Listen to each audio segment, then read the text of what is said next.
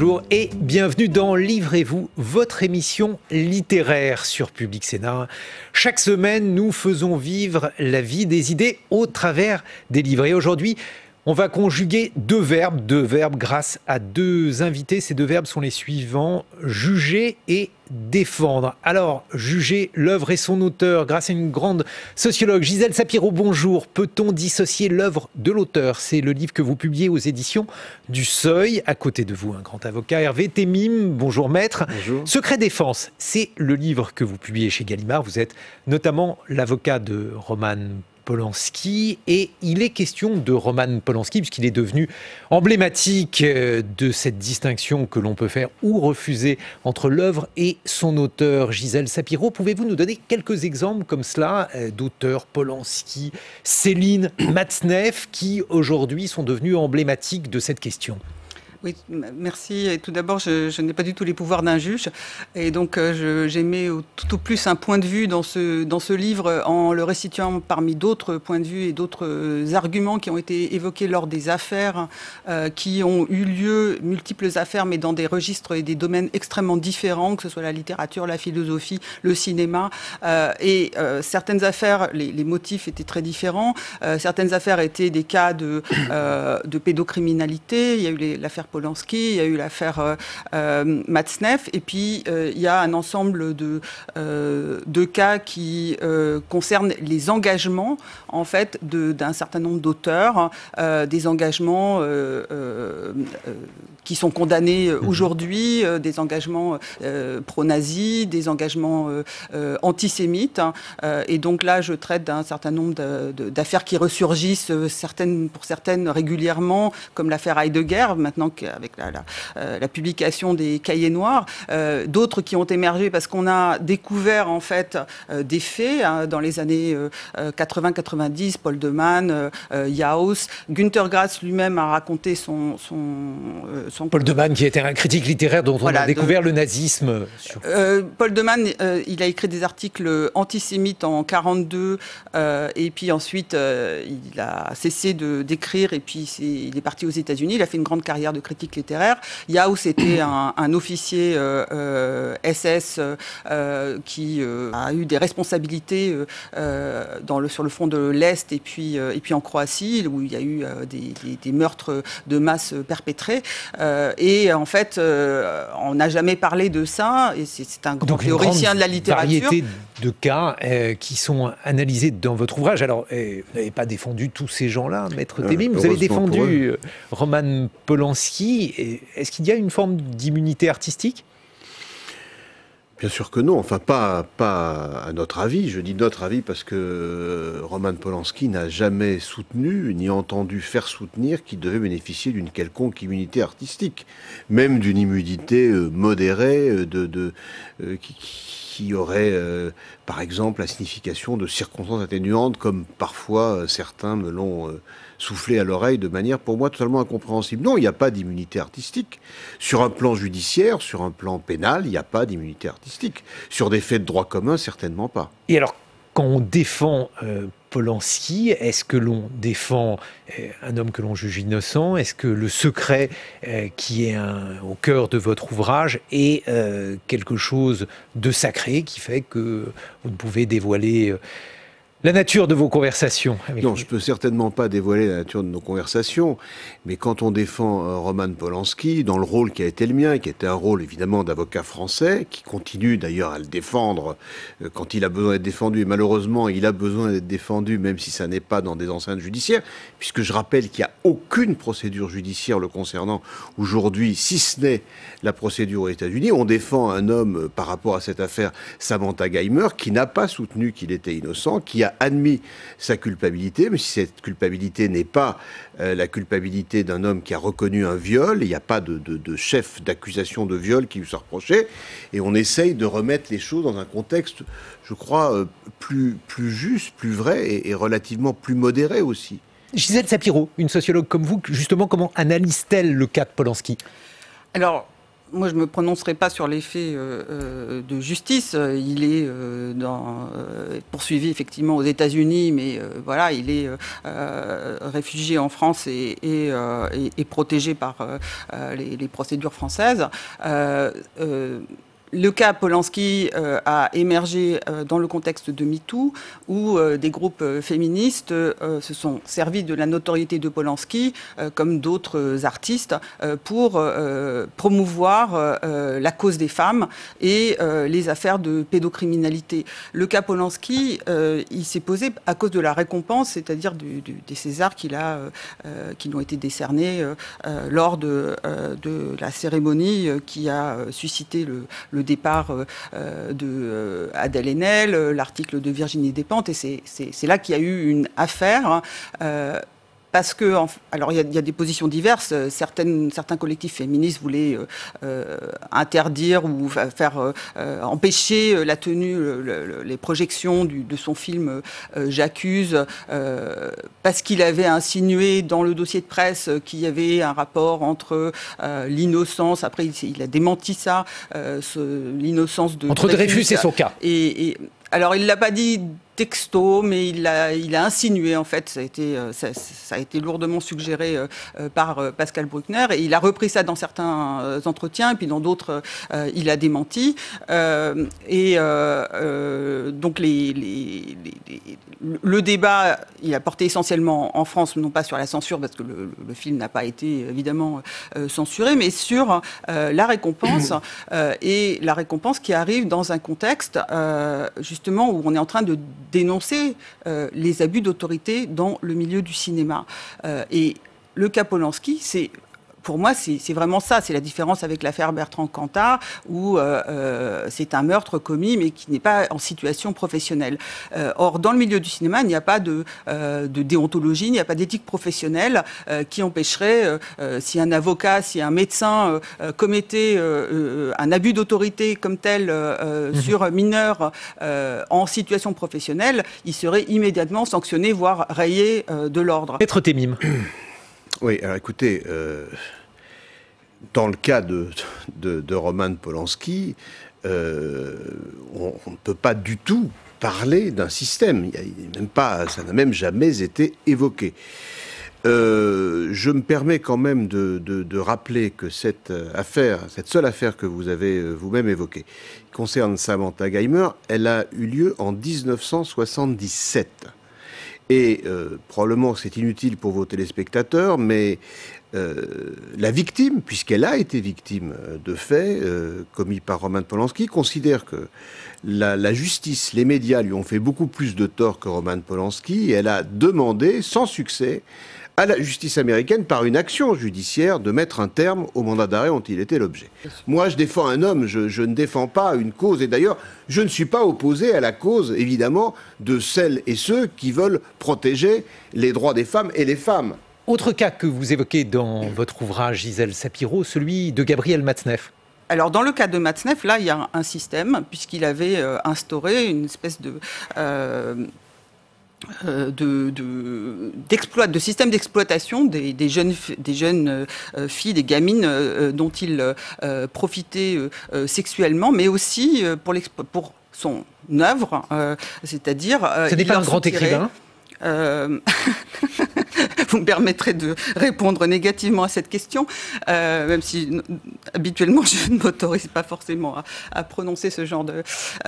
donc je mets œuvre entre guillemets, parce que pour moi effectivement il n'y a pas d'œuvre littéraire au sens où il y aurait une œuvre cinématographique de Polanski, mais à la limite c'est pas la question.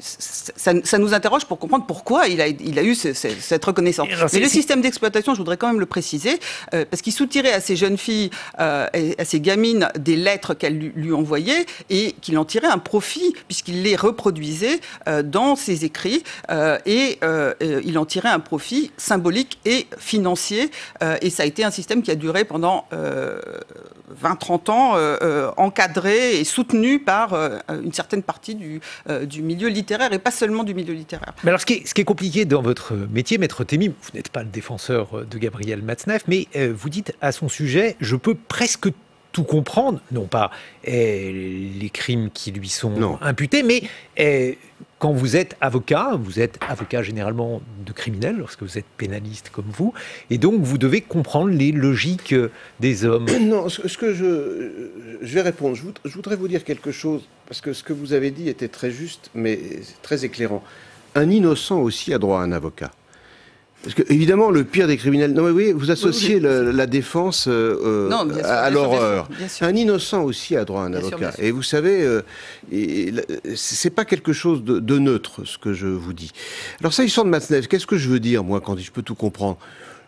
Moi, il se trouve qu'à titre personnel, en tant que lecteur, je partage assez votre point de vue sur l'auteur, mais mon point de vue n'a aucun intérêt. Et ayant grandi à Versailles, dans un milieu assez éloigné des milieux littéraires parisiens, j'ai toujours été choqué par ce qui se passait, parce que tout le monde savait. En fait, tout le monde savait. Et moi, ce que je comprends, c'est qu'à la fois, il y a les faits qui lui sont reprochés, qui restent à établir, mais qui sont probablement, évidemment, constitués... Il a écrit dessus. Mais bien sûr, voilà. Et puis il y a le fait que pendant des années et des années, il a été, il a joui non pas d'une impunité absolue, mais mieux, d'une espèce de complaisance totale de ceux qui aujourd'hui seraient quasiment parmi les premiers à le vilipender, etc. Ça, peut-être pas les premiers à le vilipender, je vous regarde, mais en tout cas, écoutez, moi ça, je trouve ça très, très dommageable. Et très regrettable. Alors, et vous me direz, il n'est jamais trop tard pour bien faire. Pas si sûr. Si vous voulez, il y a quand même le temps qui passe, ça n'est pas rien. Et je trouve qu'il y a une espèce de... Il y a quelque chose qui me choque dans la manière dont il a, pendant si longtemps, joui d'une complaisance, et dans la manière dont aujourd'hui il est vilipendé sur la place publique, comme s'il était quelqu'un qui n'aurait jamais dû avoir le droit d'agir comme il a agi et d'écrire comme il a écrit, ou d'être aidé ou soutenu comme il l'a été. Et voici maintenant l'invité que l'on n'a pas pu inviter. Alors, cet invité, si on n'a pas pu l'inviter, c'est tout simplement parce qu'il a été arraché à notre affection. Il s'agit d'André Malraux et en particulier de ses anti-mémoires. Hervé Temim, votre livre porte en exergue une phrase d'André Malraux qui dit que la vérité d'un homme, c'est ce qu'il cache. Et dans les anti-mémoires, l'un des ouvrages autobiographiques que vous avez analysé dans votre œuvre, Gisèle Sapiro, il est justement question à la fois d'une autofiction, genre très à la mode aujourd'hui, mais d'une autofiction où on croise des vrais personnages avec qui Malraux a eu des scènes imaginaires, par exemple une longue conversation avec Mao Tse-tung qui n'a pas existé, en tout cas pas sous cette forme, et puis aussi des personnages imaginaires tels que le baron Clapic, et ça c'est un genre particulier qui montre l'homme dans sa vérité, dans la manière dont on peut juger ou défendre ses actes, de manière tout à fait inédite, Gisèle. Oui, alors Malraux subvertit le genre des mémoires comme il aime subvertir aussi le genre de l'interview dans les chaînes qu'on abat dans son dialogue avec soi-disant une interview de Gaulle, mais en fait il est invité à déjeuner et on peut voir comment dans ce déjeuner à la fois il se met en valeur dans sa proximité avec le grand homme politique, et il construit sa propre position de grand écrivain en dialogue dans cette intimité. Les anti-mémoires, il le dit bien au début, les mémoires oscillent entre le témoignage et l'autobiographie, la confession. L'autobiographie est plutôt du côté de la confession. L'autofiction travaille sur la dimension autobiographique, mais tout en fictionnalisant parfois pour des raisons juridiques, de protection de la vie privée, parfois pour d'autres raisons. Mais le pacte des confessions et de l'autobiographie, c'est la sincérité. Et il en va de même en principe dans les mémoires, mais les mémoires, elles ont aussi une vocation à témoigner sur une époque. Et les anti-mémoires, donc, c'est effectivement, ils jouent avec les genres, ils traversent les genres, mais voilà, on a l'autoportrait de Malraux tel qu'il se voit et tel ce qu'il aurait voulu être. Cette discussion avec Mao Tse-tung est assez révélatrice. Maître Temim, le secret d'un homme. Alors, vous travaillez avec ce secret, puisque c'est ce qui vous est livré. Et dans Secret Défense, justement, vous racontez des scènes inédites, par exemple, où un homme ment pour s'accuser lui-même. Et en tant qu'avocat, il vous est impossible de révéler ce secret. Oui, j'ai essayé de plaider, c'est le terme, pour la défense du secret, le goût du secret dans la vie et aussi dans mon métier, et je raconte sur un plan professionnel un certain nombre d'affaires publiques qui me sont arrivées et qui l'illustrent. Et j'ai, c'est vrai, eu l'occasion, la chance, je dirais, parce que c'était une affaire absolument incroyable, d'avoir à défendre quelqu'un qui s'accusait d'avoir tué son père pour sauver sa mère, qui en fait l'avait tué seul, et en étant l'aîné d'une fratrie de 13 enfants, il voulait surtout pas que sa mère ait à payer ce crime. J'ai été convaincu, absolument convaincu, et je le suis toujours, qu'il était totalement innocent, et j'ai réussi. J'ai essayé d'éviter qu'il soit condamné, et il n'a pas été condamné. Mais qu'est-ce que vous dites dans ce cas-là ? Dans le cas d'un homme qui ment, vous pouvez mentir avec lui, vous pouvez dire que la vérité n'a pas d'importance, que ça n'est pas votre sujet. Alors, les avocats disent, je me sens avocat jusqu'au bout des ongles et je les adore, mais les avocats disent généralement que la vérité n'est pas leur sujet. Je crois que c'est plus complexe que ça.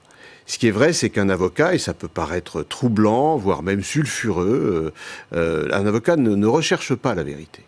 Un avocat défend un homme ou une femme. Si je vous défends, j'essaye d'obtenir pour vous. Je dirai la vérité. Enfin, j'essaierai. Oui, mais si vous voulez... en revanche, moi, je pense qu'un avocat ne doit pas mentir. Et un avocat, généralement, je dis généralement parce qu'il y a des exceptions, ne ment pas. Ça nécessite ce qu'un de vos confrères a qualifié de souplesse rhétorique en se moquant un peu de moi. Ça nécessite parfois une souplesse rhétorique assez particulière.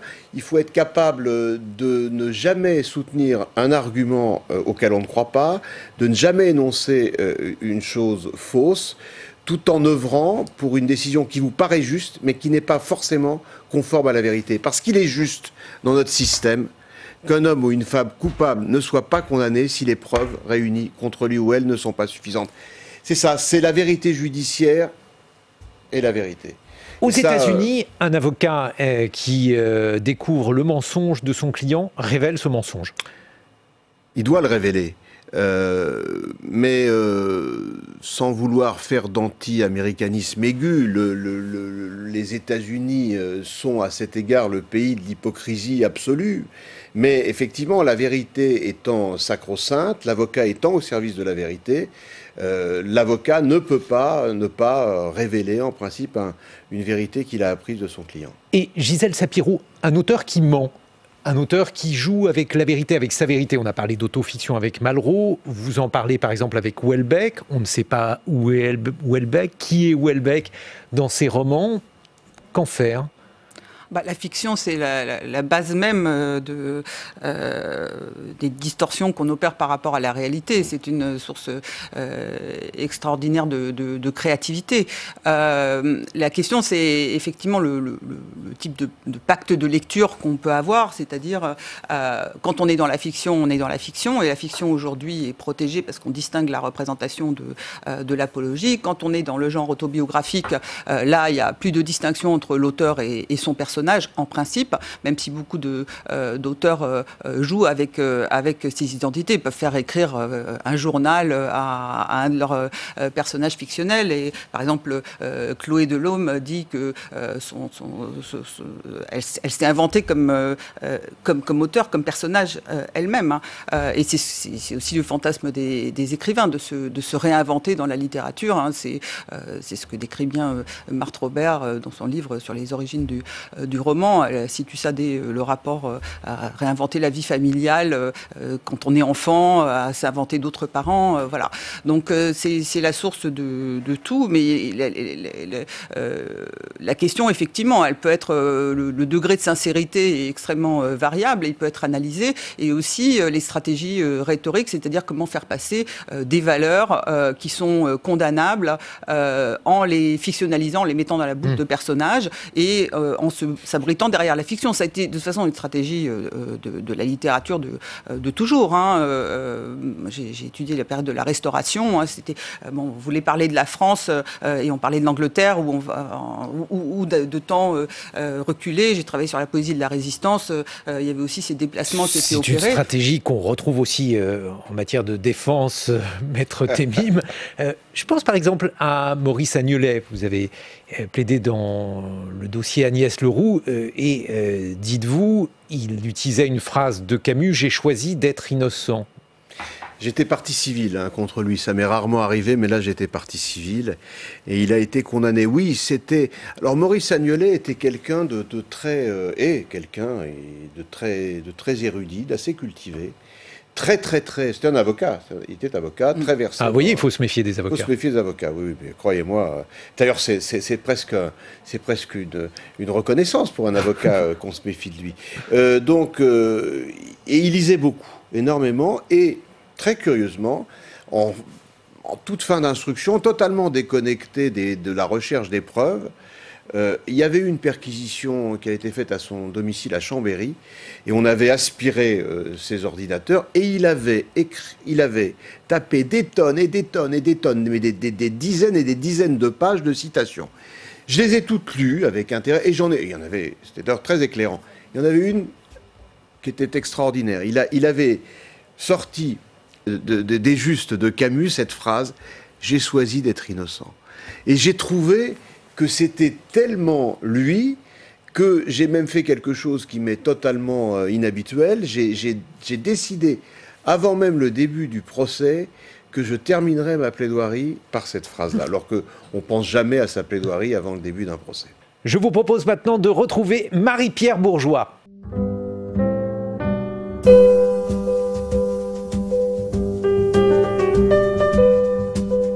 D'autres vies qui racontent l'engagement et la foi dans le droit et la liberté. À commencer par celle de l'avocate Gisèle Halimi, décédée l'été dernier et qui a été de bien des combats, l'indépendance de l'Algérie, la légalisation de l'avortement, la parité en politique. Une farouche liberté chez Grasset, qu'elle a coécrit il y a quelques mois, montre la furieuse actualité de son engagement. Le livre est d'ailleurs 6e des meilleures ventes dans le classement de l'Express cette semaine. Écoutez, n'ayez pas peur de vous dire féministe. C'est un combat valeureux qui n'a jamais versé de sang. Une philosophie qui a réinventé les rapports hommes-femmes, enfin fondés sur la liberté. Un idéal où la libération des femmes signifierait aussi celle des hommes, désormais soulagés des dictates de la virilité. Quand on y songe, quel fardeau sur leurs épaules. Un autre livre qui parle du sens qu'on donne à son existence, c'est celui du général Pierre de Villiers. Devenu une sorte de machine à best-seller, l'ancien chef d'état-major des armées sort L'équilibre est un courage, 5e meilleure vente de la semaine. Cette radiographie d'une France divisée se veut un appel à la modération entre droit et devoir, fermeté et accueil. L'histoire ne se vit ni dans le nationalisme, ni dans le chauvinisme, ni dans le culpabilisme, mais dans le patriotisme. Finissons-en avec le déclinisme, le pessimisme, la nostalgie excessive ou la promotion du progrès attrape tout en faisant halte au feu. Et puis, un peu de souvenirs méditatifs pour finir avec Laurent Godet et son nouveau livre Paris, 1000 vies chez Actes Sud. Cet ouvrage, qui se classe 9e des meilleures ventes cette semaine, est une sorte de déambulation littéraire et historique dans la capitale pendant la nuit. Difficile, bien sûr, de ne pas penser au Paris confiné d'aujourd'hui. L'occasion pour le narrateur de se demander pendant sa promenade nocturne ce qu'il a fait de sa vie, des choix qui ont été décisifs dans son existence, accompagnés des fantômes de poètes maudits. Il rit aux éclats, écrit-il, ne se doute pas encore de la vie d'errance qui l'attend, pose ses mains sur les cuisses d'une femme que cela fait glousser, et tant pis si elle est mariée. Il n'y aura jamais rien d'autre que le rire un peu forcé de cette femme qui dit qu'elle veut jouir. Tourner, accélérer, les nuits mentent. Elles font croire à ceux qui les traversent qu'elles dureront toujours. Voilà bien de quoi s'occuper pour les longues soirées d'hiver. Merci beaucoup, Gisèle Sapiro. Peut-on dissocier l'œuvre de l'auteur aux éditions du Seuil et sur un sujet voisin, pour ne pas dire proche, votre livre Des mots qui tuent sur la responsabilité de l'intellectuel en temps de crise, 1944-1945, en poche désormais. Et puis, alors là, c'est vraiment pas un poche, c'est le dictionnaire Bourdieu, qui est une somme sur l'œuvre de ce grand sociologue et qui paraît aux éditions du CNRS. Maître Temim, Secret Défense, votre ouvrage aux éditions Gallimard. Merci à tous les deux. Merci. Merci pour votre fidélité. À très bientôt sur Public Sénat.